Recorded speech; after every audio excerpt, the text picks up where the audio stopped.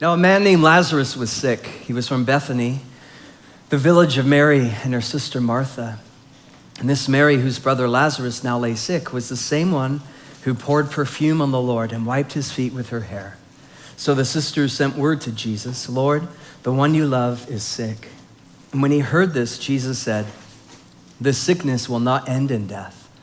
No, it is for God's glory, so that God's Son may be glorified through it." Now Jesus loved Martha and her sister and Lazarus. So when he heard that Lazarus was sick, he stayed where he was 2 more days. And he said to his disciples, "Let us go back to Judea." "But Rabbi," they said, "a short while ago, the Jews there tried to stone you, and yet you're going back?" And Jesus answered, "Are there not 12 hours of daylight? Anyone who walks in the daytime will not stumble, for they will see by this world's light. It is when a person walks at night that they stumble, for they have no light." After he said this, he went on to tell him, "Our friend Lazarus has fallen asleep, but I'm going there to wake him up." And his disciples replied, "Lord, if he sleeps, he'll get better." And Jesus had been speaking of his death, but his disciples thought he meant natural sleep. So then he told them plainly, "Lazarus is dead. And for your sake, I am glad I was not there, so that you may believe. But let us go to him." Then Thomas, also known as Didymus, said to the rest of the disciples, "Let us also go, that we may die with him." Hashtag drama queen. This amazing story begins when Jesus was in Bethany with some of his closest friends, Mary, Martha, and Lazarus. And as you read the Gospels, you find out that they spent a lot of time together. Mary and Martha, they actually helped financially support Jesus' ministry. They all followed after Jesus for 3 years. They ate together. Mary was the one who worshiped him and sat at his feet. Martha had this insane gift of hospitality. And then in verse 11, it says that Lazarus was Jesus' friend. And the word friend there, it's philos in the Greek. It speaks of affection. These were people in Jesus' life that he cared deeply for. And not only that, he loved to eat with them too. Linda Grayson, she's an author, she said, "Nothing is better than a friend unless it is a friend with chocolate," right? So there's something about this combo of friendship meets food. And Jesus loved to spend time with them and hang out with them. And I share that because, friendship is the glue that holds faith, hope, and love together. And even though Jesus was insanely busy, he took time to invest in people and allow people to be in his life. And for me, at least, it gives this story kind of an emotional edge to it. I think it's one of the reasons why this story has impacted so many people throughout history, because this isn't just the death of a guy who was a stranger. This was a death of someone who Jesus loved and cared for. And we're gonna see throughout this story, Jesus, he has this emotion and this passion for this family that was going through the loss of someone close to them. Most of us, if not all, have lost someone who's been close to us, and it's a painful thing. Anne Lamott, she said that when you lose someone close to you, it's like breaking a leg that never heals fully. And you learn the rest of your life, you're trying to figure out how to dance with a limp. And Jesus, he experienced all of that in this story, and he's experiencing those kinds of emotions. But it does raise a question for me, and maybe it's one that you struggle with too, just reading through it, where it says that Jesus loved them and cared for them. And yet, when he heard that Lazarus was sick, rather than dropping everything to go be with him, he actually waited where he was for 2 days.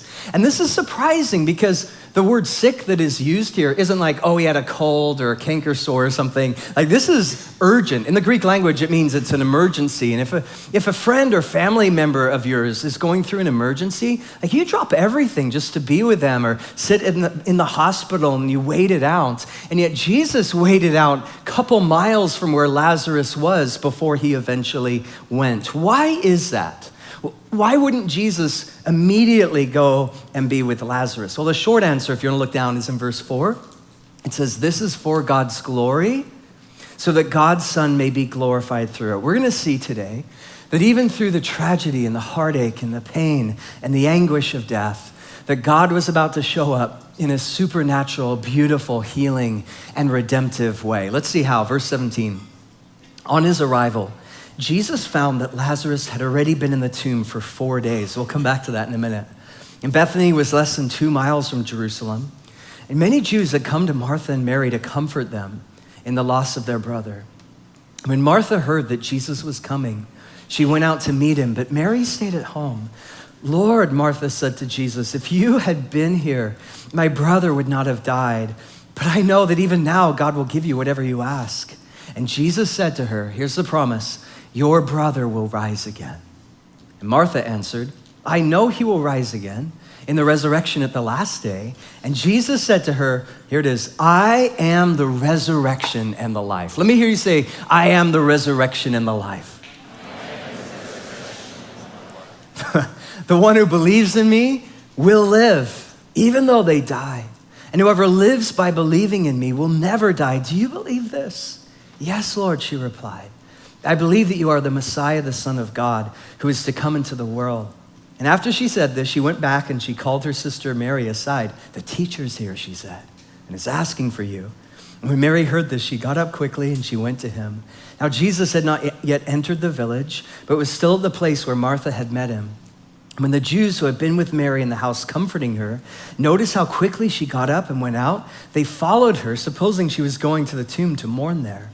When Mary reached the place where Jesus was and saw him, she fell at his feet and said, Lord, if you had been here, my brother would not have died. You can tell the sisters have been talking because they say the exact same thing. And when Jesus saw her weeping and the Jews who had come along with her also weeping, he was deeply moved in his spirit and troubled. Where have you laid him, he asked. Come and see, Lord, they replied. And here it is, the shortest verse in the Bible, John 11, verse 35. Jesus wept. And the Jews said, see how he loved him. But some of them said, could not he who opened the eyes of the blind have kept this man from dying? John says that when Jesus finally showed up, Lazarus had been dead for 4 whole days, which actually in the ancient world, this was a significant number.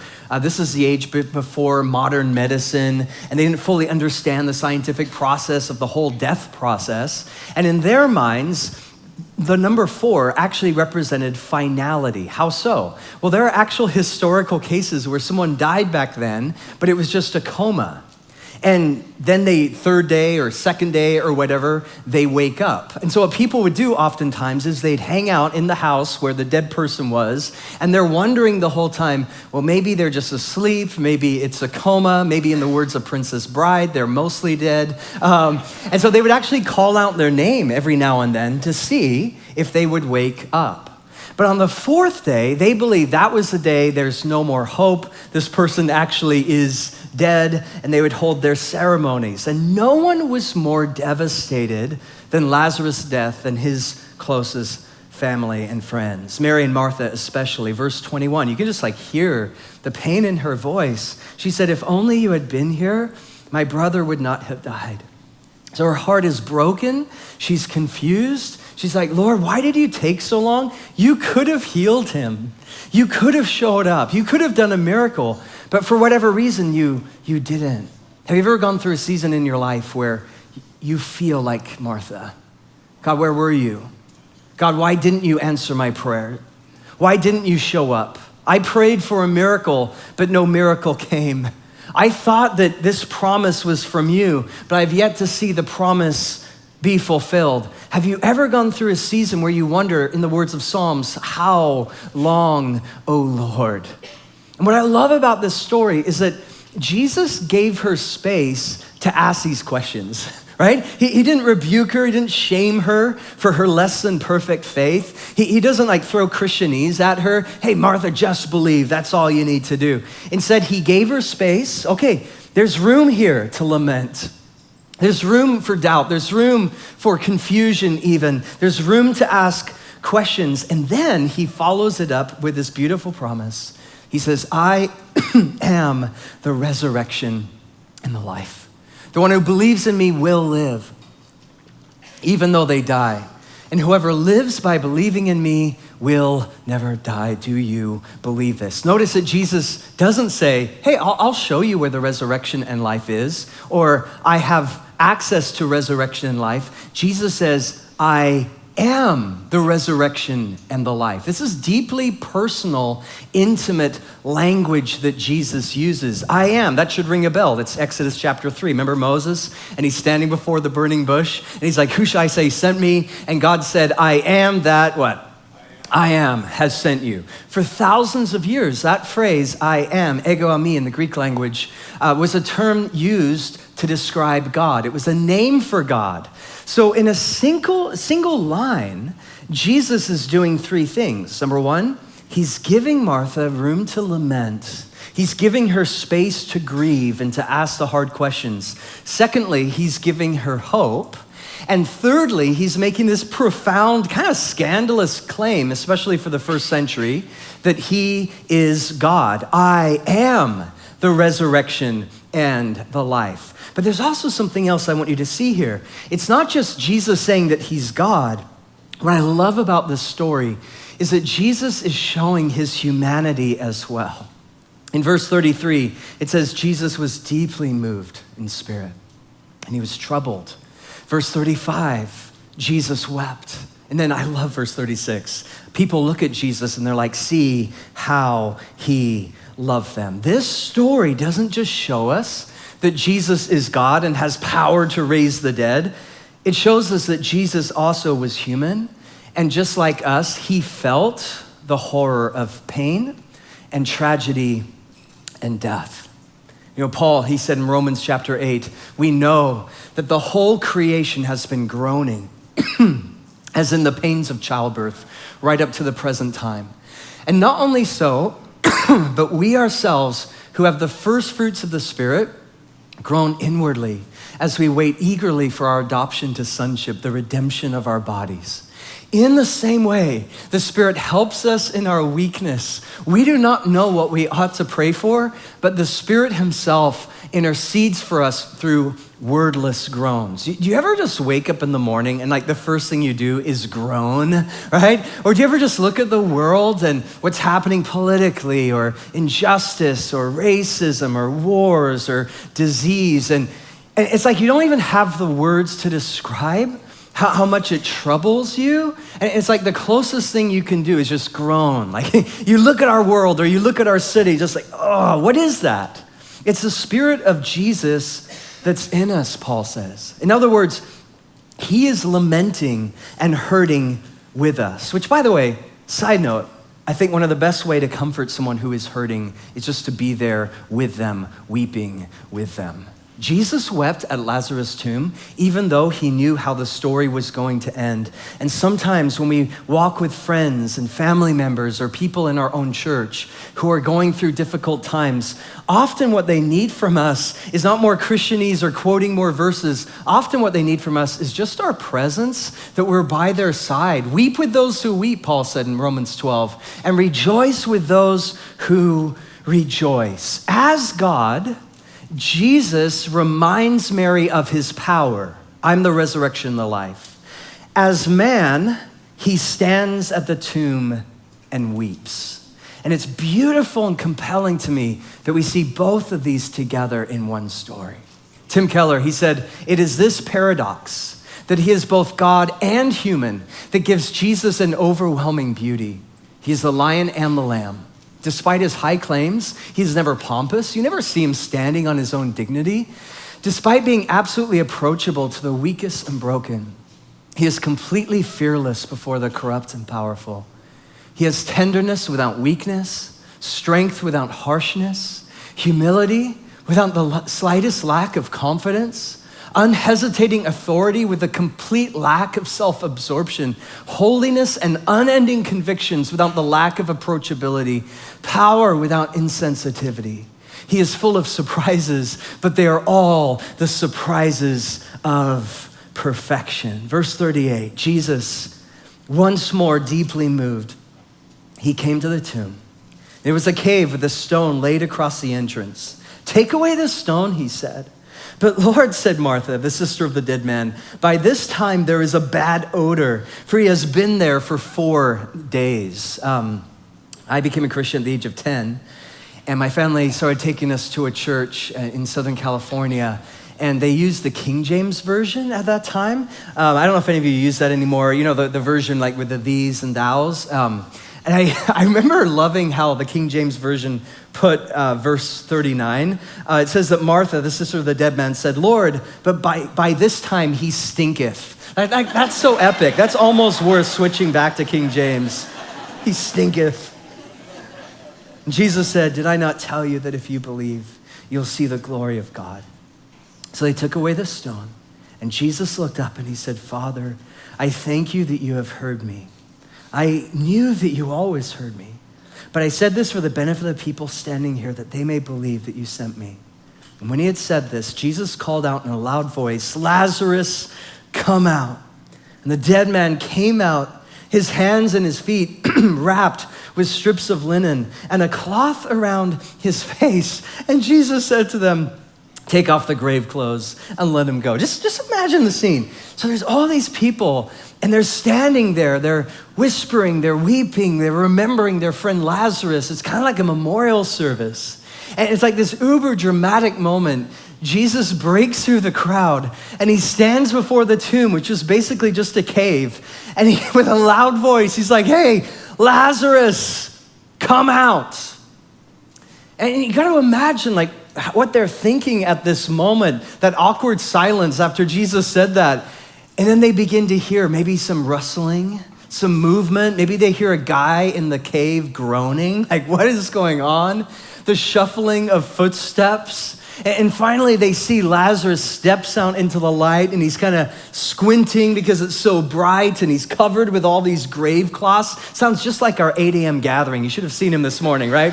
We need coffee. And so Lazarus comes out and Jesus is like, "Okay, take off those grave cloths and let him go." Man, this would have been amazing to see. And from this moment on, those who love Jesus were more committed than ever to following him. Because after all, it's like, what more evidence do you need that he's God? He just raised someone from the dead. We saw it. We're all in. Those who hated Jesus were more than ever committed to killing him. We're going to see, by the way, kind of meta conversation.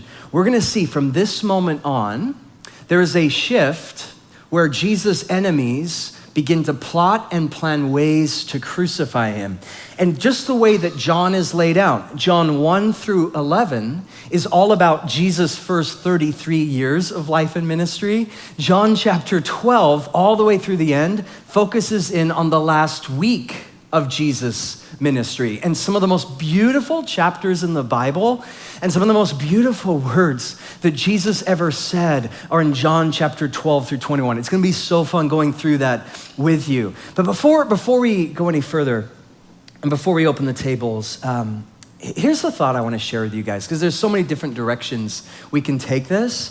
But what's been on my heart, especially this last week, is that John 11 is this vivid reminder that death doesn't have the last word. And this is good news because the stats on death are pretty compelling. And death affects us all, right? Epicurus, who was a philosopher, he said, "It is possible to provide security against other ills, but as far as death is concerned, we live in a city without walls." In other words, we can defend ourselves against different things and drink all our kale smoothies or whatever, but inevitably death is coming, and there's not much we can do about that. A few years ago, I came across this website called deathclock.com. Have you guys heard of deathclock.com? A couple of you have.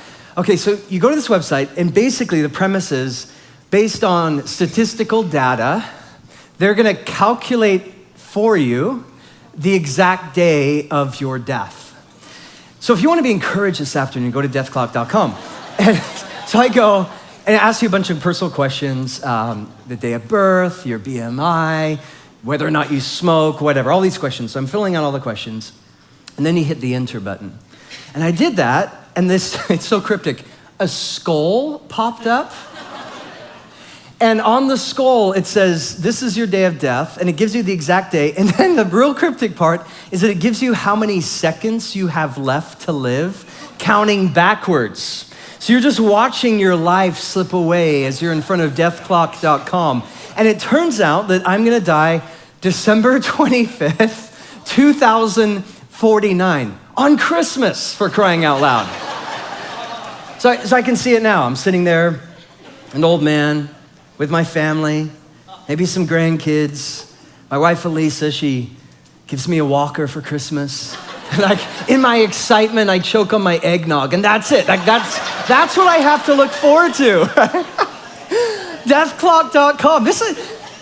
This is why Paul would remind us that life is short over and over. It's why David in the book of Psalms, he would say, Lord, teach us to number our days, because we so often think in terms of years. Okay, here's my 5-year plan, my 10-year plan, or I've got another 3 decades, or whatever the case may be.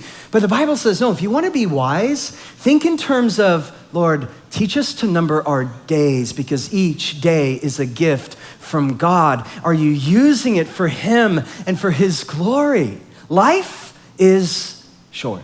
And we live in a culture, I think, where our response to death kind of falls into 2 categories. I think by far the primary way that we deal with death in America in 2019 is denial, right? We see it especially in our materialistic, distracted culture, that when it comes to death, we're like the emperor without any clothes. You know, we don't talk about it, we don't really acknowledge it, we pretend it's not there, and we divert our attention with busyness, consumerism, addictions, Netflix, whatever, fill in the blank.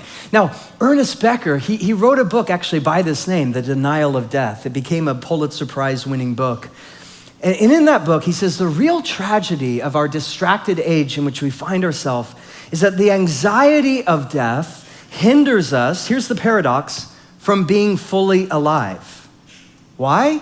Because the closer we get to death, or the closer we get to life, we begin to feel and experience the gravity of death.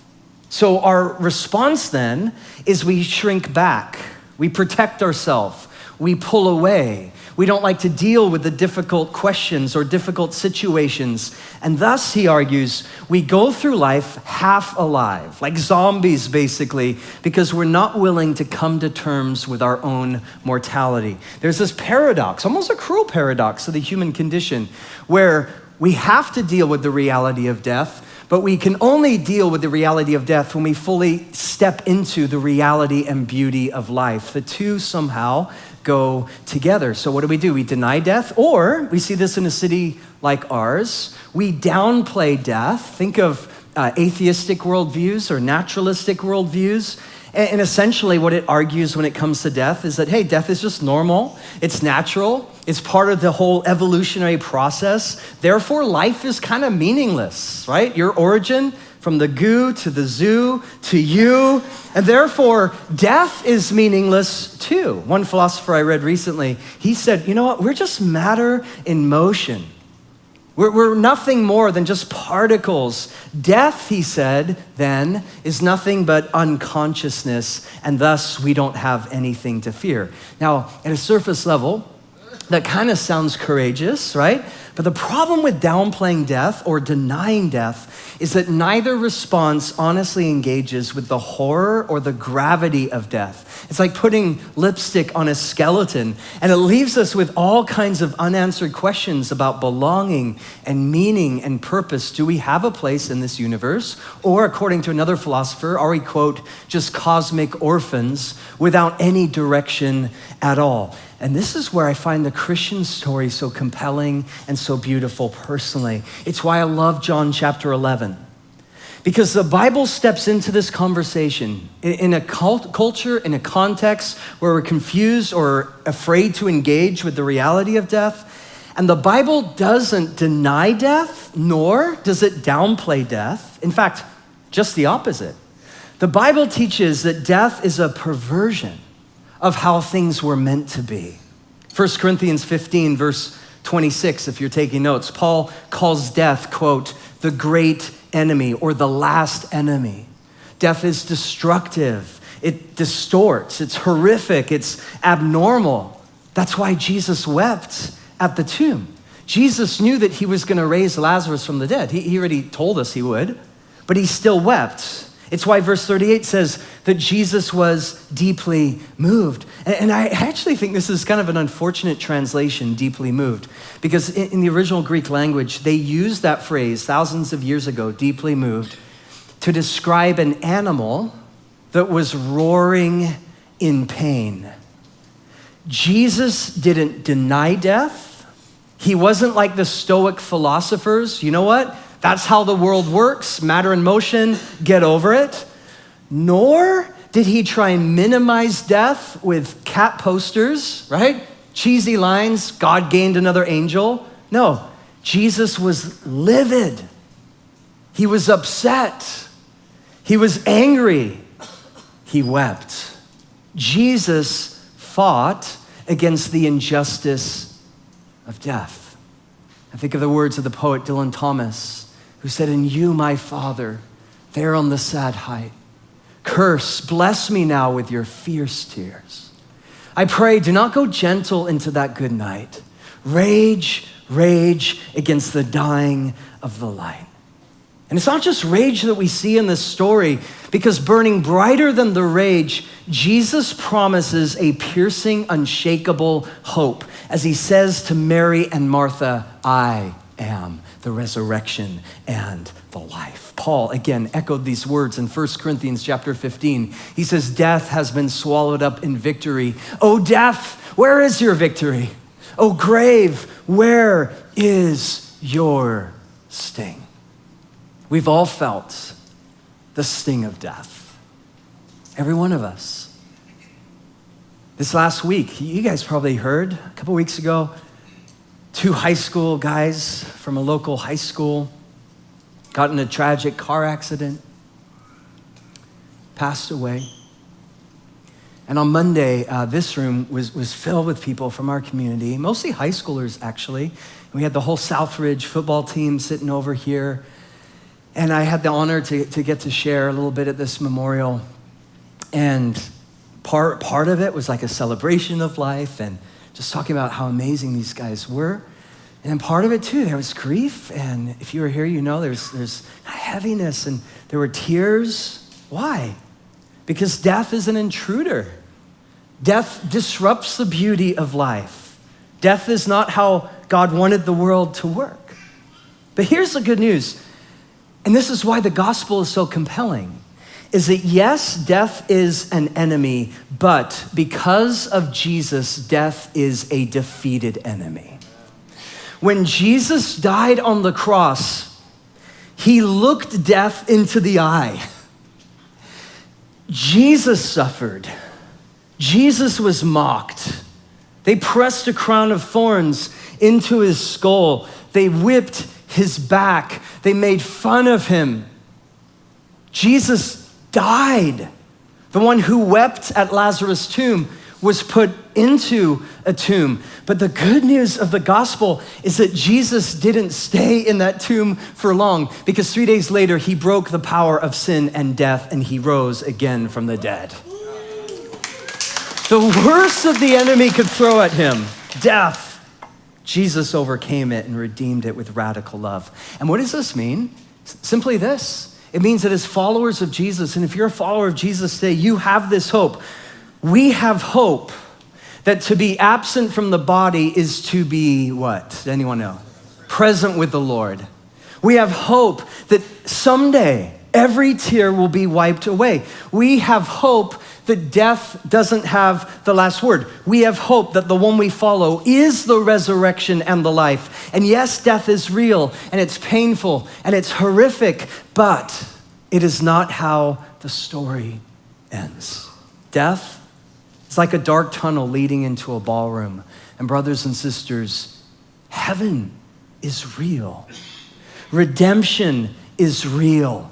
Healing is real. This is why, circling back to verse 4, Jesus says, what's about to happen here is going to be used for God's glory. Because brothers and sisters, a day is coming when death will be swallowed up in victory.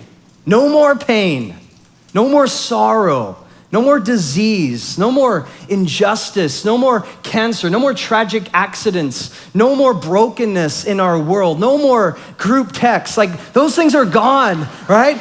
All things, the Bible says, see how the story ends. Go to Revelation 21.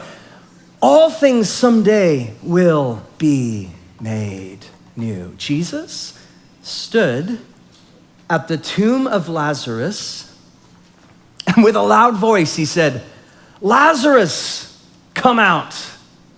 I think Jesus specifically said, Lazarus, come out, because if Jesus had just said, come out, everyone would have come out of their grave. So he's like, I've got to be really specific here, right? Because Jesus' word has power. He created all things. Let there be, let there be, let there be. He is the God who created and designed this world. Initially, it was perfect. It was the way things were meant to be. But then death entered the story, and Jesus came to overcome death and raise again from the dead to give us a new way to live. Lazarus, come out. And it wasn't just for Lazarus, because what did Jesus say in the chapter before this? He said, I call my sheep by what? By name. Lazarus, come out. Do you know that's your story too? Every one of us who's a follower of Jesus today, there was a time in your life when you were like Lazarus in the tomb. Maybe it was 10 years ago, 20 years ago, maybe last month, but there was a time in your life, man, you were dead spiritually. You were hurting and lonely and confused and caught up in stuff that was wrecking your soul, and you're filled with guilt. But then something happened to you. You heard the voice of the Good Shepherd calling you by name.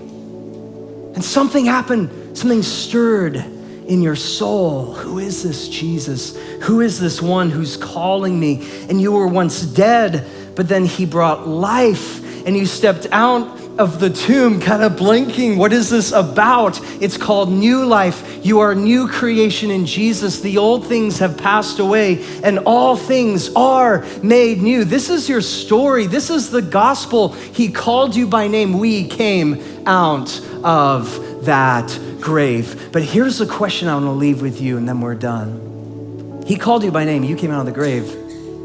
You have been set free. So why in freedom would we ever want to go back into the grave?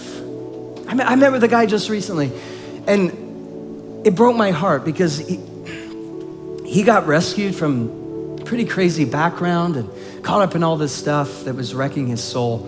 And he gave his life to Jesus years ago. And then just recently met with him, and he's like, I've kind of gone back to the old ways. And hearing that, all I could do is tears came to my, I didn't even know what to say. It was like, why? Can you imagine how weird the story would be if Jesus said, hey, Lazarus, come out, and he comes out and take off the grave clothes, and they take off the grave clothes, and he's like, you know what? I kind of like it in there, and he heads back in. Like, that would be a real bummer of a story, right? You have been set free. Why go back to the old ways? Jesus has given you new life, new possibility, new opportunity. He's leading you, he's calling you, and he's saying, come and follow after me. I've got things for you. Each day is an adventure with me. My Spirit is moving in your life, and I'm leading you and guiding you to green pastures and still waters, and I'm restoring your soul, and you've taken off the grave clothes. You're set free, a new creation, sons and daughters of God. Now live into that. You're free. Paul, he said, for we know that our old self, Romans chapter 6, was crucified with him, so that the body ruled by sin might be done away with, that we should no longer be slaves to sin, because anyone who has died has been set free from sin. Now, if we died with Christ, we believe that we also will live with him. For we know that since Christ was raised from the dead, he cannot die again. Death no longer has mastery over him. The death he died to sin once for all. But the life he lives to God. Next slide. In the same way, and this is a word for some of us here, actually every one of us here, count yourself dead to sin, but alive to God in Jesus. Therefore, do not let sin reign in your mortal body so that you should obey its evil desires. In other words, don't go back into the tomb. Do not offer any part of yourself to sin as an instrument of wickedness, but rather offer yourself to God as those who've been brought from death to life, and offer every part of yourself to him. Not just your Sundays, every part of yourself to him as an instrument of righteousness. For sin shall no longer be your master, because you are not under the law, but under grace. Let me hear you say amen. That's the gospel right there. Sin shall no longer be your master. You've heard the voice of the shepherd, come and follow me. You came out of the tomb. Now let's live into that and let's spread this message of hope, of Jesus, of gospel into a world that is confused about life and meaning and purpose, because Jesus is the answer. Let's all stand up, shall we?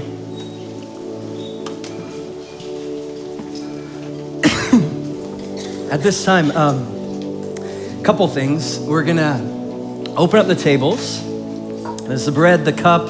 There's also giving bowls too, if you wanna be generous. And we're also gonna open up the prayer room.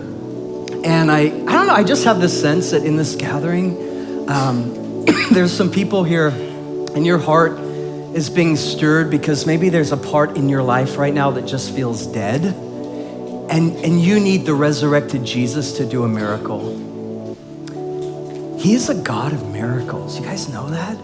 Last gathering, I got to pray with a lady and her daughter, and she'd been divorced for 10 years, a real just ugly situation, painful situation. And she said, we're moving to San Diego because me and my husband are getting remarried after 10 years of being divorced. And she's like, he's a God of resurrection. He can restore all things. It could be a marriage, it could be an addiction, it could be depression, it could be anxiety, it could be just fear, it could be things that you don't know what to do, what next step to take, and you need God to show up and do a miracle and blow those doors open. If you're in that space today, it's why the church exists. Like, we want to come alongside of you and pray with you. You remember what Paul said? He said, if one part of the body hurts, the rest of the body hurts. Yesterday, my wife was, we were at this house in Bend that a friend of ours owns. We went out there for a couple days. It was awesome. We're cleaning the house, getting ready to go to come back here. And my wife, she's walking through this hallway and her foot hit a stool. She's barefoot. And we look down and her toe is like sticking out this way. We're like, that's not good. So it was like super painful. So we take her to this emergency clinic thing and they're like, oh yeah, it's broken. They took x-ray and all that. And so they kind of pulled it back. And it's kind of a disconcerting thing when the doctor tells you, you know what, you may want to see a specialist because we don't know if we got it right. It's like, great, thanks. That was really intense. I just heard from her before this gathering. It's like, oh, it hurts so much, right? Isn't it amazing? One little part of the body can affect everything else. This is why Paul said, when one part of the body hurts, the rest hurts. You weren't meant to go through it alone. And as the body of Jesus, we want to help you and serve you in whatever way that we can. So as we begin to sing, this prayer room's open, and just give us the opportunity to pray with you and to give you whatever you need to help you get through this season of your life. The rest of us, man, let's sing like there's no tomorrow, because who knows? Deathclock.com. Like, this is our opportunity. So let's worship the Lord with all our heart right now, and the tables are open.